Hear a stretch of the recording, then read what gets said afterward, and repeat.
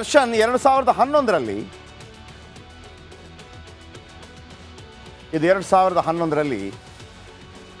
Arrest ಆಗಿ ಜೈಲು ಸೇರಿದ ಸಂದರ್ಭದಲ್ಲಿ ದರ್ಶನ್ ಈಗ 13 ವರ್ಷ ಕಳೆಯಿತು. ಆ ಸಂದರ್ಭದಲ್ಲಿ ಯಾಕೆ ಅಂತಂದರೆ ವಿಜಯಲಕ್ಷ್ಮಿ ಅವರ ಮೇಲೆ ಒಂದು ಅಟ್ಯಾಕ್ ಮಾಡ್ತಾರೆ, ಹೊಡಿತಾರೆ. ಹೊಡೆದು ಒಂದು ರೀತಿಯಲ್ಲಿ ನೋಡಿ ಈ ಥರ ದೃಶ್ಯ ಇರುತ್ತೆ ನೋಡಿ, ಕೈ ನೋಡಿ ಈ ಥರ ಕೈ ಹೊಡೆದಿರ್ತಾರೆ, ಕಿವಿಯೆಲ್ಲ ಮುಚ್ಕೊಂಡಿರ್ತಾರೆ, ಕಿವಿಗೆಲ್ಲ ಗಾಯ ಆಗಿರುತ್ತೆ. ಇವ್ರಿಗೆ ಹೊಡಿತಾರೆ ಅನ್ನೋ ಕಾರಣಕ್ಕಾಗಿ ಇವ್ರು ಹೋಗಿ ಶಿವಣ್ಣನ ಬಳಿ ಕಂಪ್ಲೇಂಟ್ ಕೊಟ್ಟಿರ್ತಾರೆ. ಶಿವಣ್ಣ ವಿಜಯಲಕ್ಷ್ಮಿ ಮತ್ತು ದರ್ಶನ್ ಇಬ್ಬರನ್ನು ಮನೆಗೆ ಕರೆಸ್ಕೊಂಡು ಬುದ್ಧಿವಾದ ಹೇಳುವಂಥ ಪ್ರಯತ್ನ ಮಾಡ್ತಾರೆ. ಆದರೆ ಆ ಬುದ್ಧಿವಾದ ವರ್ಕೌಟ್ ಆಗೋದಿಲ್ಲ. ಶಿವಣ್ಣನನ್ನೇ ನಿಂದಿಸಿ ಮಾತಾಡಿದ್ರು ಅನ್ನುವಂಥ ಮಾತುಗಳೆಲ್ಲ ಇದೆ. ಇದು ಯಾಕೆ ಇದನ್ನು ಹೇಳಿದೆ ಅಂತಂದರೆ, ಇದನ್ನು ಮೊನ್ನೆ ಸುದೀಪ್ ಅವರು ಹೇಳಿದರು. ಒಬ್ರಿಗೆ ಹೊಡೆದ್ರು, ನನಗೆ ಹೊಡಿತಾ ಇದ್ದಾರೆ ಅಂತೇಳಿ ಮತ್ತೊಬ್ಬರ ಬಳಿ ಹೋಗಿ ಹೇಳಿದರು, ಅವರು ಇಂಟರ್ಫಿಯರ್ ಆದರು.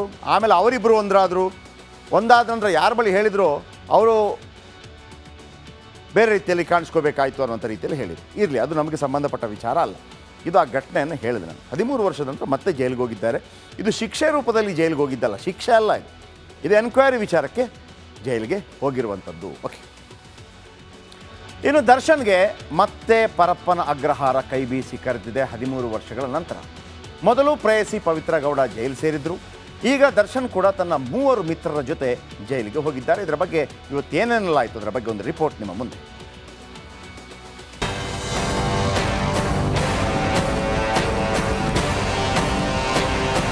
ಮಾಡಿದ ತಪ್ಪಿಗೆ ಶಿಕ್ಷೆ ಅನುಭವಿಸಲೇಬೇಕು. 2011ರಲ್ಲಿ ಪತ್ನಿ ವಿಜಯಲಕ್ಷ್ಮಿ ಮೇಲೆ ಮಾರಣಾಂತಿಕ ಹಲ್ಲೆ ನಡೆಸಿ 28 ದಿನ ನಡಿ ಈಗ ಶುರು ಮಾಡೋಣ. ಕೇಸರಿಯಿಂದ ಮನೋಲ್ಲಾಸ ಮನಸ್ಸು ಮತ್ತೇರಿ ಕುಣಿದಾಡಿದೆ ನೋಡು, ಮನಸ್ಸು ಮತ್ತೇರಿ ಕುಣಿದಾಡಿದೆ ನೋಡು. ಕ್ಷಣ ಕ್ಷಣವೂ ಆಚರಿಸಿ ಕೇಸರಿ ಹಬ್ಬ. ವಿಮಲ್ ಬಾಯಲ್ಲಿ ಹೇಳಿ ಕೇಸರಿ. ದಿನಗಳ ಕಾಲ ಪರಪ್ಪನ ಅಗ್ರಹಾರದಲ್ಲಿ ಕಂಬಿ ಎಣಿಸಿದ್ದ ದರ್ಶನ್ ಮತ್ತದೆ ಪರಪ್ಪನ ಅಗ್ರಹಾರ ಸೇರಿದ್ದಾರೆ.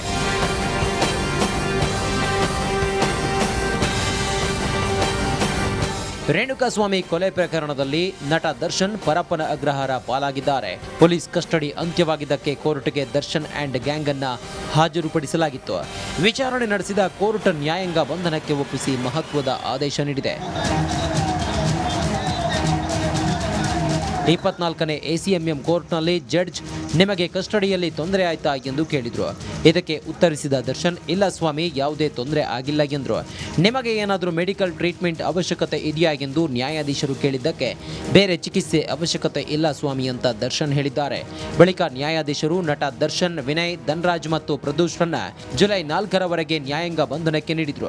ಅದಕ್ಕೆ ಕಾನೂನು ಪ್ರಕಾರ ಅವ್ರಿಗೆ ಏನ್ ಶಿಕ್ಷೆ ನೀಡಬೇಕು ನೀಡ್ತಾ ಇದ್ದಾರೆ. ಈ ಶಿಕ್ಷೆ ನೀಡಿದ್ರು ಕಡಿಮೆನೆ ನಮ್ಮ ದೃಷ್ಟಿಯಲ್ಲಿ. ಯಾಕಂದ್ರೆ ನನ್ನ ಮಗ ಅವನು ಯಾವ ರೀತಿ ಒದ್ದಾಡಿ ತೀರ್ಚಾಡಿ ಇವ್ರಿಗೆ ಶಿಕ್ಷೆ ಮಾಡಿದಾನಲ್ಲ, ಅದೇ ಅನುಭವ ಅವ್ರಿಗೆ ಆಗ್ಬೇಕು ಅಂತ ನನ್ನ ಅಭಿಪ್ರಾಯ. ಮಾಡಿದ್ದುಣ್ಣೋ ಮಹಾರಾಯ ಅಂತ ಹಿರಿಯರು ಸುಮ್ಮನೆ ಹೇಳಿಲ್ಲ. ರೇಣುಕಾಸ್ವಾಮಿ ಕೊಲೆ ಮಾಡಿದ್ದ ದರ್ಶನ್ ಅಂಡ್ ಟೀಮ್ ಇಂದಿನಿಂದ 13 ದಿನ ಪರಪ್ಪನ ಅಗ್ರಹಾರ ಜೈಲು ವಾಸದಲ್ಲಿರಬೇಕಾಗಿದೆ. Bureau report, Republic Kannada.